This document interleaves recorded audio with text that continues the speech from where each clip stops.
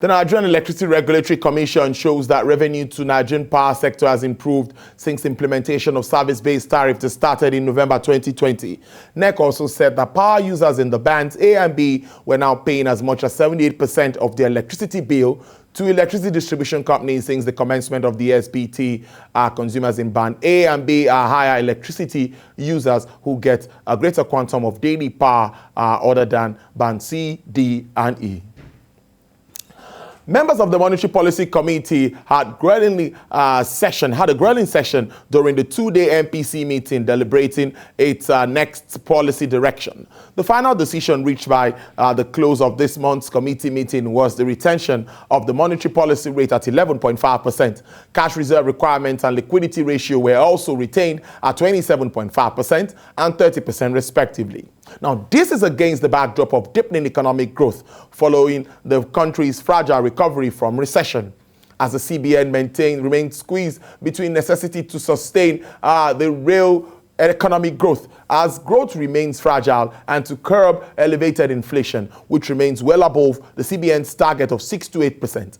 Analysts are of the view that hiking rates in recognition of increased upside risk to price and mounting external pressures will further constrain economic growth, while the rate cut is likely to intensify inflationary pressure and amplify the current risk.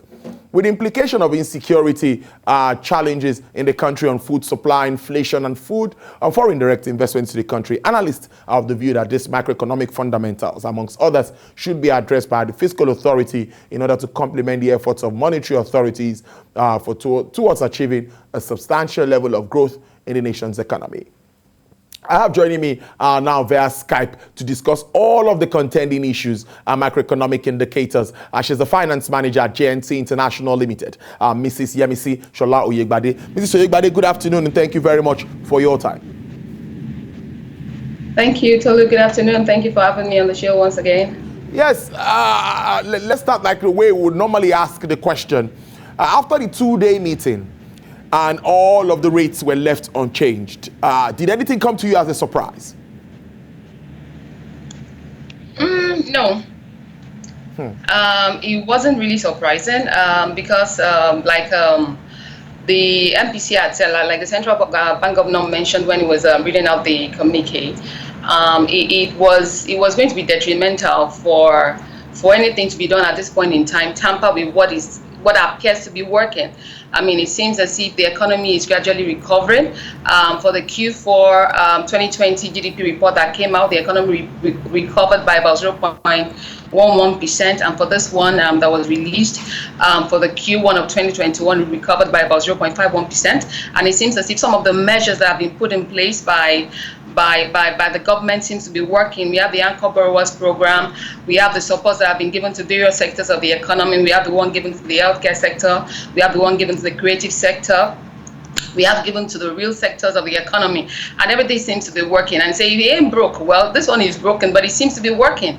So it actually really makes more sense to leave it at this, because if they had gone the other way, so now let's say they looked at, okay, if we had reduced to further, ease to continue with the expansionary moves, that would avail more credit. And on this hand, they're also trying to battle inflation.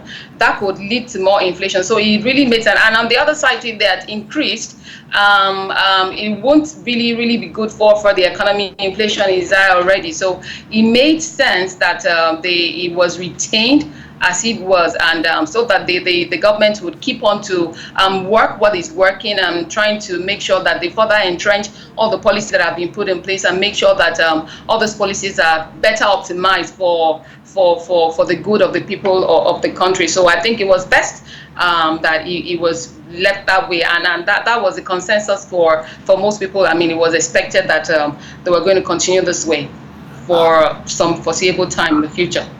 Looking at what the CBN is even projecting, 6 to 8% inflation rate. Now we've seen a slight decline in inflation figures for the last month, 18.12% from 18.17%. Are you one of those that would agree that we are gradually getting to that point where it could be fragile, but it's a kind of recovery? Are you thinking along that line? Yes, because you know that when you find, I think I mentioned it the last time, when the government or when an economy finds itself in a recession, one thing that can be done that has been postulated to work is the government needs to spend its way out of the recession, you know. And yeah, we know that the inflation that we have seen is actually mostly on the back of food inflation and also on the back of the insecurity issues around the country. And then we know that a lot of effort is ongoing by the government to make sure that the supply bottlenecks around the food supply, I mean, that they are worked on.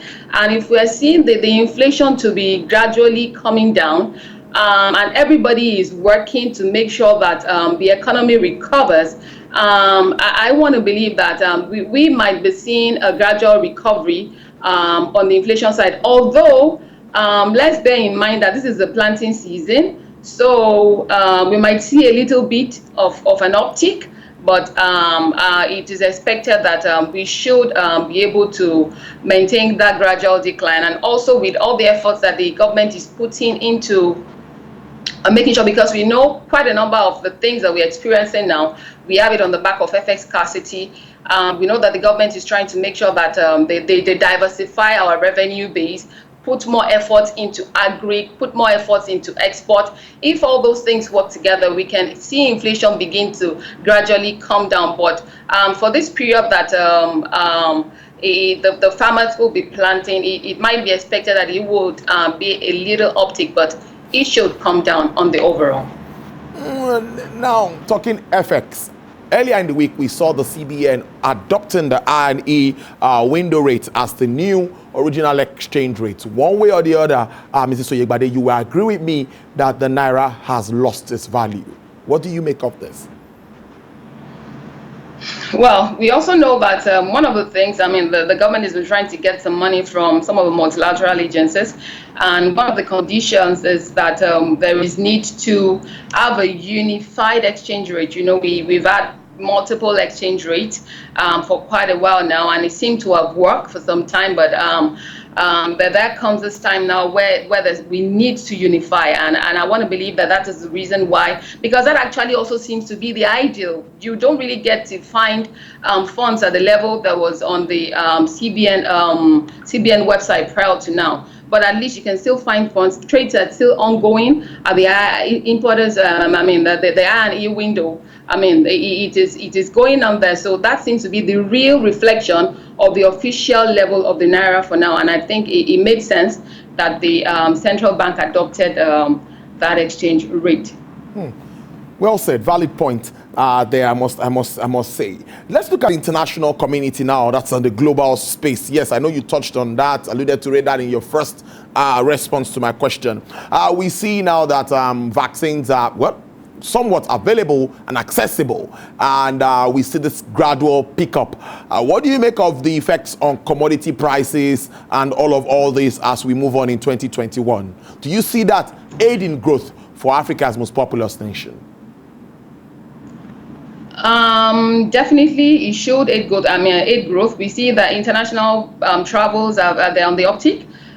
Their restrictions are easing. There was even some news that was carried sometimes back, I think probably last week, that if you've taken your 2 shots in the US, you don't need to take the mask. I think there was some, use your mask, there was some controversy around that. So a lot of people were beginning to feel confident again, which is what every economy needs. You need that confidence. We're beginning to feel confident again. Global economy is beginning to feel confident again that we can begin to start doing business as usual, as it used to. Now, when you now take this back to Nigeria, we know that prior to now there were restrictions. The restrictions meant that it wasn't easy getting the supplies. I mean, if you needed to do exports, if you needed to bring things in, it wasn't easy. But right now that restrictions are easing, there's going to be ease of doing business globally across borders that have been shut, those that have stopped doing business, maybe for some reasons, for self-preservation reasons. They're now going to open up borders, and we believe that this is going to impact commodity price. It's going to impact price levels generally. The only thing that needs to be watched now is because there's been a lot of money in the system globally. We need to watch it to make sure that whilst we're working on the growth, watch the eating of the system, that the global system doesn't become too eaten up.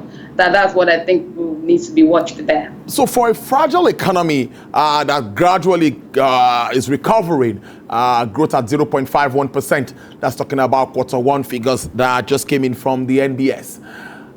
Would you say is right to support, or would you support subsidies? Now, I'm not limiting it to petroleum products alone, even electricity subsidy. And do you think government can sustain this heavy burden?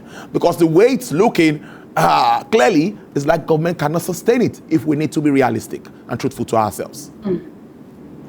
That's a big one. It's a big one because at the point where Nigeria is now, where Nigerians are now, it's a choice between the devil and the deep blue sea. The government cannot afford it, cannot afford to continue with whatever the subsidies are, because we know that the power sector is being subsidized, at least by way of providing meters. We know that the real sector is being subsidized, the health sector is being subsidized, the creative sector is being subsidized. There's so many targeted subsidy going on, but the one that impacts people the most, PMS, these are the basics. PMS, people need to move around. Power, energy. We know, everybody knows for a fact that we have had a power problem in this country for such a long time. And the government is not subsidizing, and we don't really have it. What if the subsidy now stops? What is going to become the fate of the common man? There are so many areas in Nigeria, or if maybe Nigeria is too far, in Lagos, where the people are taking care of their own electricity. You are taking care of your own electricity. I want to believe you have a generating set, you have an inverter, you have a solar. That is without government taking out the subsidy. By the time government now, and we still know how much people pay in exorbitant power prices. So it's not as if I'm advocating it. Like I said, it's in the devil and the deep blue sea. But the thing now is not the time for the government to think of taking out this subsidy, because Nigerians have taken in a lot, and really we don't want the straw that is going to break the camel's back. In my opinion, yes, the government cannot continue to sustain the subsidy. I remember the GMD of NMPC saying that they couldn't remit anything to the federation account because they were paying so much on subsidy. But I believe that there are so many other ways that the government can save money that can be used for whatever subsidies the government needs to make payments on. We have, in my opinion, I believe that if we can run leaner governments. The other day, I saw a video. I was about Norway.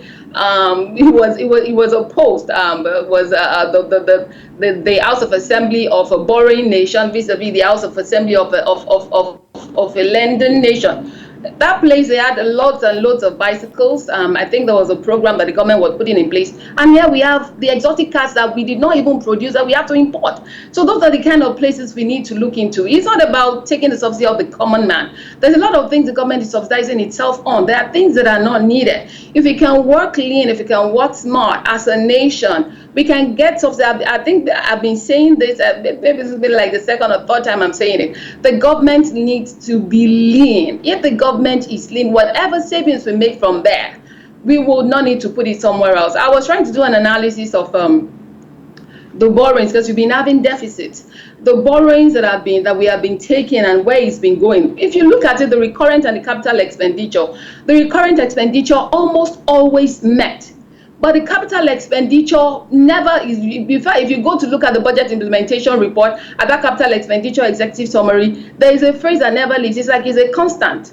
You know, that because the revenue, there was revenue shortfall, revenue projection was not reached, so we couldn't do this and do that. But we keep on meeting the recurrent expenditure. There is no how we're going to grow. I mean, we need to be able to. The government needs to be able to work lean.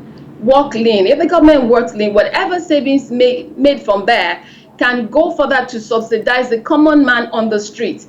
Right now, you can't put. So we're talking about inflation came down by how many? The 0.5% or thereabout, from 18.17 to 18.12. You're correct. By the time you take this, you take power, you take PMS off. Inflation is going to be off the roof. Prices are going to be so high. Do you understand? The normal man will not be able to afford it. So the government can subsidize, continue to subsidize the people, but they need to take that savings from the cost of governance. That is my personal opinion. Thank you. That almost answers my next question with regards to revenue challenge that we face as a nation. Even servicing our debt now is almost like a burden because the percentage of servicing debt in our budget is really on the high side. And some will now talk about, aside, you've talked about reducing cost of governance. I guess that's what you were talking about. And some are talking about taxation and other ways to go. As at today, our tax to GDP stands at about 6%, and that seems to be very worrisome. Do you think also that there is an opportunity along that line, or are you one of those people that think that we just need to harness all of the taxes that we have, or how best can we also generate more revenue, aside from reducing cost of governance? Okay, so yeah, we know that the people are paying taxes in Nigeria. People are paying taxes. The Okada rider pays taxes, just that it doesn't go into the government pocket. True. So how can the government, what strategies, how can those kind of taxes be structured such that it comes into government coffers? People are already paying taxes. It's not just the companies, not just the people that are paying the pay or the CIT or all the other tax, the education tax that we pay. People are paying.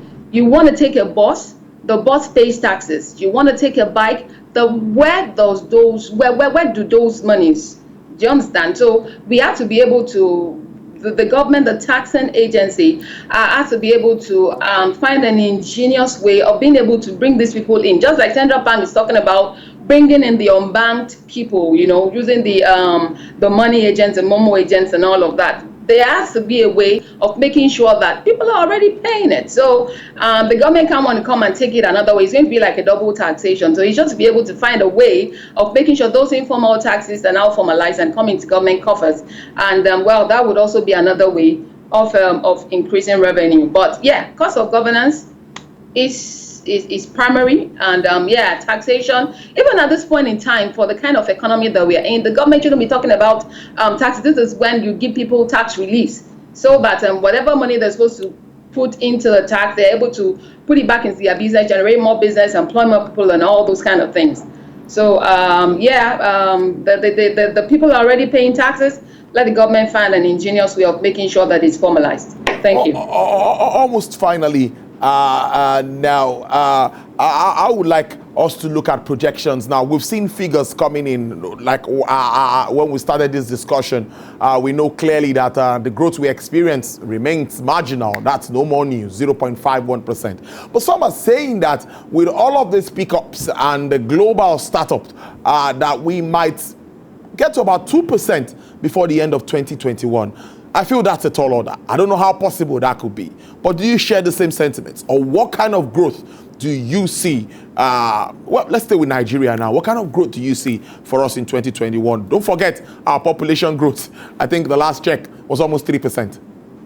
Yeah, about 2.6, thereabout. Yeah, so if you look at quarter-on-quarter growth now, the percentage growth that we experienced from that's a Q4 2020 to Q1 2021. If we look at that, yes, we can be able to make the 2-point-something% growth. Yes, the economy is definitely projected to go in. Even the IMF, they've revised the global forecast. I think initially it was maybe 5.2. It was revised to 5.3. Now it's been revised to 6%. And Nigeria is not in isolation. We are within the global economy. Yeah. So definitely the economy is going to grow. And with all the efforts that the government is putting into making sure that we're tackling security, and because if insecurity is tackled, I want to believe that a big part of our problem will be solved. The economy definitely would grow. It would grow. I don't see it. And also because, having seen that all the things they put in place, that is the central bank, the borrowers program, all the supports that have been targeted, credit support that have been given to various sectors of the economy working, and they are watching and trying to see that we maintain this and grow the economy. The economy will definitely grow. By what percentage? I have not looked at that. Yeah, it could be 2%, or it could be more than that. But the economy is definitely projected to grow because we are within the global economy, and we don't see any pandemic or anything coming to give us another shock. So the economy will definitely grow. The Nigerian economy would grow. But the thing now is to make it an inclusive growth, the growth that will be felt by the common man. Exactly. That all-inclusive kind of growth. That's the kind of growth that we see. Yes, a lot of talks around the monetary side. Let's wrap up with the fiscal side. Do you see the fiscal side supporting the central bank enough, that's the monetary side, enough to actualize all of this that we think would happen? Because, it cannot be done by the monetary side alone. The primary responsibility of the federal government at this point in time is security. If that can be tackled, I believe every other thing will fall in place. I know they're trying so hard, and I want to believe maybe for the people at the helms of affairs, at times it can be very painful when it seems as if you're putting all of your effort in something and it's not working. But I mean, they need to work hand in hand with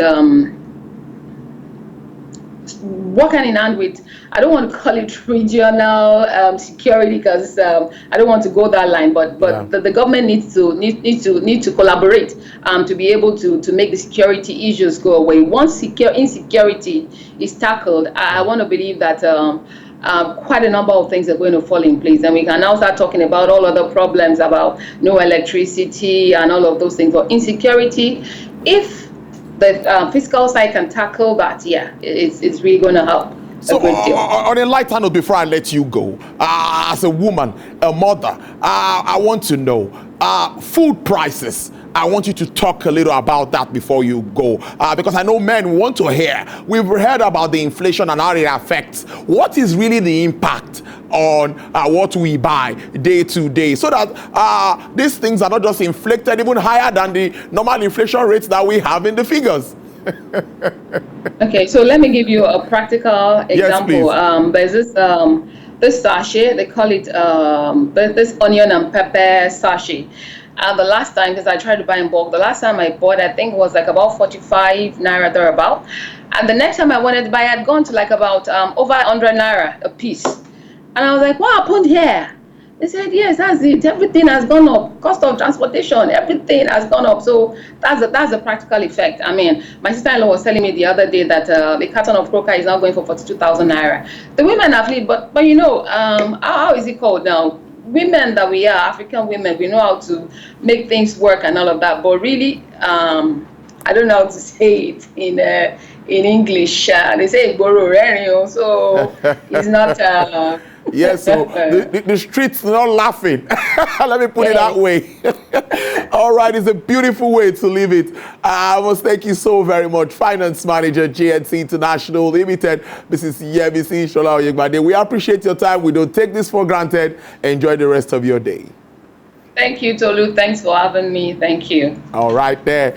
Very interesting. So at least a little bit of clarity so that when we are, paying and buying all of these things, we should know how much or how well inflation is telling on all that we buy day in, day out. Let's take a break.